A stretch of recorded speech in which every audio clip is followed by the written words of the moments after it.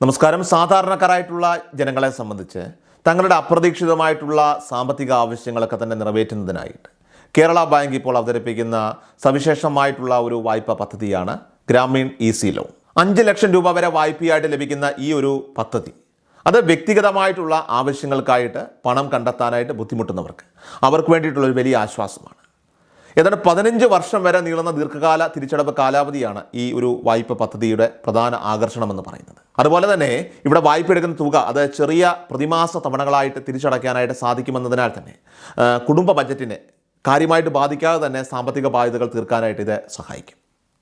വായ്പയെ സംബന്ധിച്ച പൂർണ്ണമായിട്ടുള്ള വിവരങ്ങളും അതോടൊപ്പം തന്നെ അപേക്ഷാ രീതികളും വളരെ കൃത്യമായിട്ട് തന്നെ നിങ്ങളെല്ലാവരും വായിച്ച് മനസ്സിലാക്കി വേണം മുന്നോട്ട് പോകാനായിട്ട്. അപ്പോൾ അതിനെ സംബന്ധിച്ചുള്ള ഡീറ്റെയിൽ ആയിട്ടുള്ള വീഡിയോ ആണിത്. എല്ലാവരും പൂർണ്ണമായിട്ട് കാണുക. അതോടൊപ്പം തന്നെ ഇതുപോലുള്ള അപ്ഡേറ്റുകൾക്കായിട്ട് ഫിനാൻഷ്യൽ അപ്ഡേറ്റ്സിനായിട്ട് നമ്മുടെ ചാനൽ മറക്കാതെ സബ്സ്ക്രൈബ് ചെയ്യണം, ഫോളോ ചെയ്യണം. അതോടൊപ്പം തന്നെ നോട്ടിഫിക്കേഷൻസ് ലഭിക്കാനായിട്ട് നിങ്ങളെല്ലാവരും ബെൽ ഐക്കൺ എനേബിൾ ചെയ്യുക. ഈ ഒരു വായ്പയുടെ ഏറ്റവും പ്രധാനപ്പെട്ട ലക്ഷ്യം അത് വ്യക്തിഗത ആവശ്യങ്ങൾ, പേഴ്സണൽ നീഡ്സ് നിറവേറ്റുക എന്നതാണ്. അതായത് ഒരാളുടെ വീടിൻ്റെ അറ്റകുറ്റപ്പണികൾ, അതുപോലെ തന്നെ അയാളുടെ മക്കളുടെ വിവാഹം, ഇനി അതുപോലെ മക്കളുടെ ഉന്നത വിദ്യാഭ്യാസം, അതുപോലെ തന്നെ അടിയന്തരമായിട്ടുള്ള ചികിത്സാ ചെലവുകൾ എന്നിവയ്ക്കായിട്ട് ഈ തുക വിനിയോഗിക്കാം. എന്നാൽ ഒരു കാര്യം ഇവിടെ പ്രത്യേകം ശ്രദ്ധിക്കേണ്ടതായിട്ടുണ്ട്. അതായത് ഈ വായ്പ ബിസിനസ് ആവശ്യങ്ങൾക്കായിട്ട് ഉപയോഗിക്കാനായിട്ട് സാധിക്കില്ല. അതായത് സംരംഭകർക്കോ അല്ലെങ്കിൽ പുതിയ ബിസിനസ് ഒക്കെ തുടങ്ങാനായിട്ട് ആഗ്രഹിക്കുന്നവർക്കോ വേണ്ടിയിട്ട് സർക്കാർ ആവിഷ്കരിച്ചിട്ടുള്ള നിരവധി വായ്പ പദ്ധതികളുണ്ട്. മുദ്രാ ലോൺ പോലെയുള്ള മറ്റ് പദ്ധതികൾ നിലവിലുണ്ട്. ഗ്രാമീൺ ഈസി ലോൺ ആകട്ടെ പൂർണ്ണമായിട്ടും ഒരു വ്യക്തിഗത വായ്പയായതിനാൽ തന്നെ വ്യക്തിപരമായിട്ടുള്ള ജീവിത സാഹചര്യങ്ങൾ മെച്ചപ്പെടുത്തുന്നതിനും അതോടൊപ്പം തന്നെ സാമ്പത്തിക പ്രതിസന്ധികൾ മറികടക്കുന്നതിനും മാത്രമായിട്ട് ഈ തുക അനുവദിക്കൂ എന്ന് ബാങ്ക് ഇപ്പോൾ നിഷ്കർഷിക്കുന്നുണ്ട്.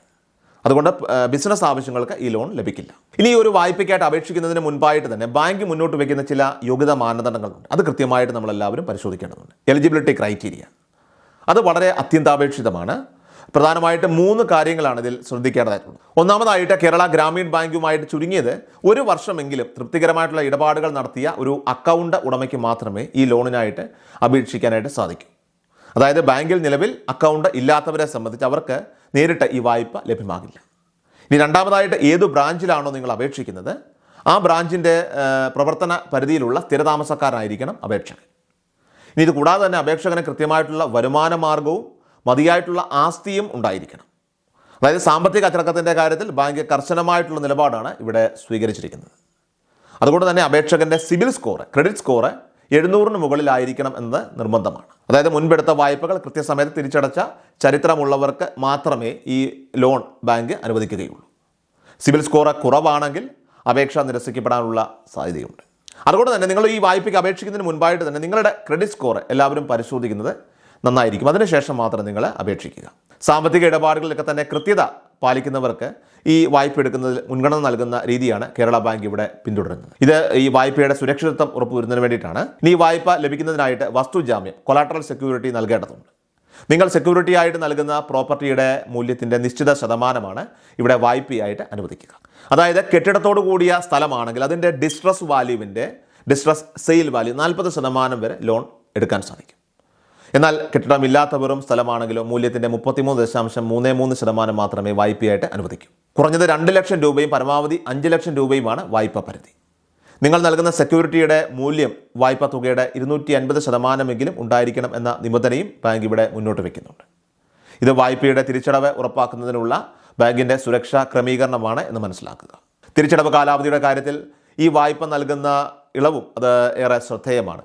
180 മാസങ്ങൾ അഥവാ 15 വർഷം വരെയാണ് തിരിച്ചടവ് കാലാവധി, റീപേയ്മെൻറ്റ് പീരീഡ് എന്ന് പറയുന്നത്. അപ്പോൾ ഇത്രയും ദീർഘമായിട്ടുള്ള കാലയളവ് ലഭിക്കുന്നത് കൊണ്ട് തന്നെ വായ്പ എടുത്തവർക്ക് വലിയ സാമ്പത്തിക സമ്മർദ്ദമില്ലാതെ ഇതിലേക്ക് തുക തിരിച്ചടയ്ക്കാനായിട്ട് സാധിക്കുകയും ചെയ്യും. ഓരോ മാസവും ചെറിയ തുകകൾ തവണകളായിട്ട് അടച്ചു തീർക്കാവുന്ന മന്ത്ലി റീപേയ്മെൻറ്റ് സ്കീമും ഇതിലുണ്ട്. പലിശ നിരക്കുകൾ കാലാകാലങ്ങളിൽ വരുന്ന മാറ്റങ്ങൾക്ക് വിധേയമായിരിക്കും എന്ന കാര്യം കൂടി എല്ലാവരും മനസ്സിലാക്കിയിരിക്കുക. അപ്പോൾ ഇതിൻ്റെ പലിശയെക്കുറിച്ചും മറ്റ് ചാർജുകളെക്കുറിച്ചും ഒക്കെ തന്നെ കൃത്യമായി അറിയാനായിട്ട് ബാങ്കിൻ്റെ വെബ്സൈറ്റ് നിങ്ങൾക്ക് പരിശോധിക്കാവുന്നതാണ്. അല്ലെങ്കിൽ നിങ്ങളുടെ സമീപമുള്ള ഒരു ബ്രാഞ്ചുമായിട്ട് ബന്ധപ്പെട്ട് നിങ്ങൾക്ക് അന്വേഷിച്ച് അറിയാൻ സാധിക്കും. ഈ വായ്പയ്ക്കായിട്ട് ഓൺലൈൻ വഴിയോ നേരിട്ടോ നിങ്ങൾക്ക് അപേക്ഷിക്കാവുന്നതാണ്. ഗൂഗിൾ ക്രോമിൽ ഗ്രാമീൺ ഈസി ലോൺ എന്ന് നിങ്ങൾ സെർച്ച് ചെയ്താൽ ഗ്രാമീൺ ബാങ്കിൻ്റെ ഔദ്യോഗിക പോർട്ടൽ നിങ്ങൾക്ക് അവിടെ ലഭ്യമാകും. അവിടെ കാണുന്ന അപ്ലൈ നൗ ബട്ടൺ ക്ലിക്ക് ചെയ്തുകൊണ്ട് നിങ്ങളുടെ പേര്, നിങ്ങളുടെ ജില്ല, ബ്രാഞ്ച്, ആവശ്യമായ വായ്പാ തുക തുടങ്ങിയ വിവരങ്ങൾ നൽകുക. നിങ്ങൾക്ക് ബാങ്കിൽ അക്കൗണ്ട് ഉണ്ടോ എന്ന ചോദ്യത്തിന് യെസ് എന്ന് തന്നെ നൽകണം. നോ എന്ന് നൽകിയാൽ നിങ്ങൾക്ക് മുന്നോട്ട് പോകാനായിട്ട് സാധിക്കില്ല. കാരണം അക്കൗണ്ട് ഉള്ളവർക്ക് മാത്രമേ ഈ ലോൺ നൽകുകയുള്ളൂ എന്ന് കൃത്യമായിട്ട് ഇവിടെ ബാങ്ക് പറഞ്ഞിട്ടുണ്ട്. ഓൺലൈനായിട്ട് അപേക്ഷ സമർപ്പിച്ച ശേഷം ബാങ്ക് ഉദ്യോഗസ്ഥർ നിങ്ങളെ കൃത്യമായി ബന്ധപ്പെടുകയും തുടർ നടപടികൾ വിശദീകരിക്കുകയും ചെയ്യുന്നതാണ്. ഇനി ആവശ്യമായ രേഖകളൊക്കെ തന്നെ സമർപ്പിക്കുന്നതോടെ ലോൺ പ്രോസസ്സിംഗ് നടപടികൾ ആരംഭിക്കും.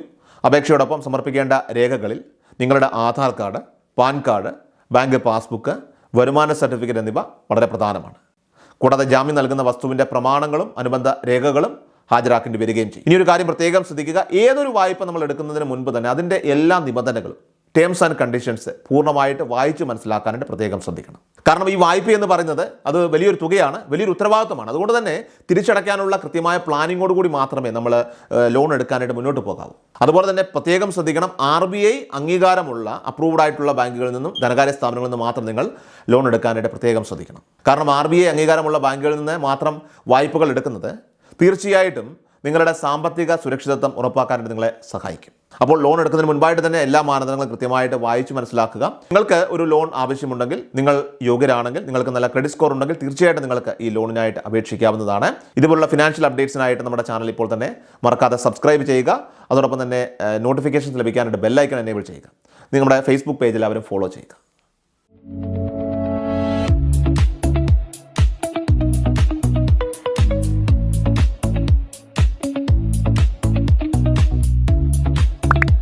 Please subscribe our channel.